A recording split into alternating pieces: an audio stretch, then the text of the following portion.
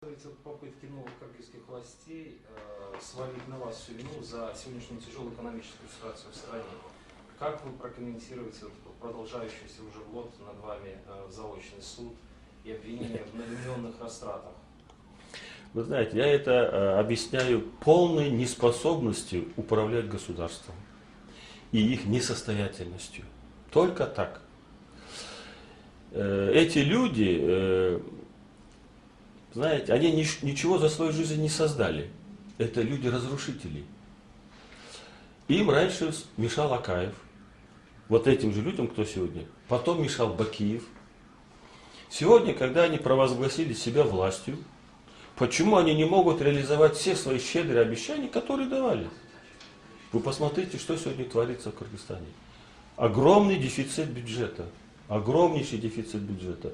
Они ходят с протянутой рукой то в Россию, то в Казахстан, просят подачки, покрывать текущие расходы. Я не буду вам приводить всю статистику, хочу только сказать. В 2005, когда мы пришли к власти в Кыргызстан, бюджет страны был около 20 миллиардов сомов. В 2010 он был 61 миллиард сом, больше, чем в 3 раза. Вы мне назовите страны, которые за 5 лет бюджет страны растет в 3 раза. Я не буду остальные цифры называть. Там ремонт дорог, школ, повышение пенсий, зарплат, это все. Я не буду. Главные вот такие показатели возьмите базовые. В то время, какое было соотношение внешнего долга к ВВП и какое сейчас. Страна на грани дефолта. Чем это объяснить? Полное неумение. А то, что говорят, что якобы мы там разворовали, и что я освободил от акцизного налога там базу, и что там потери в 14 или 15 миллионов сомов, это вы знаете, опять в это обвинение надо включить в тот список всех обвинений, которые вешают на меня, на моих близких. Еще, когда соглашение было подписано в 2001 году между США и Кыргызстаном о размещении военной базы США, тогда было в соглашении записано, что американцы освобождаются от всех видов налогов. Если мне память не изменяет, в декабре 2005 года парламент принял закон, в том числе по акцизам на все, что касается базы. То есть парламент принял этот закон в декабре 2000. Я его, по-моему, в январе, где-то в феврале подписал.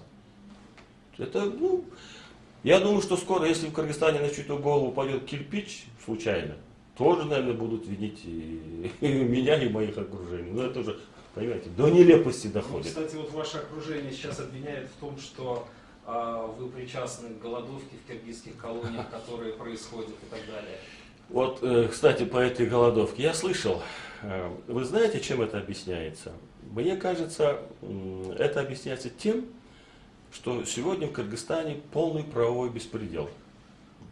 Во-первых, под видом борьбы с организованной преступностью идет перераспределение сфер влияния между членами правительства, президентом и отдельными депутатами. В эту борьбу подключился криминалитет. Вот и результат.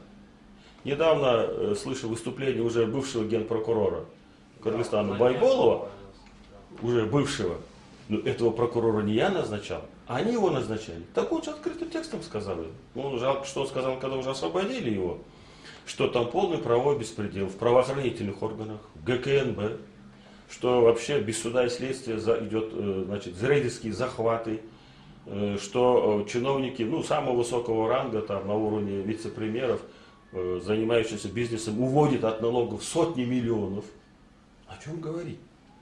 И, конечно, и плюс, я думаю, почему колония пошла на эти бунты, вот этот беспредел, который творится в стране, он перекинулся и туда.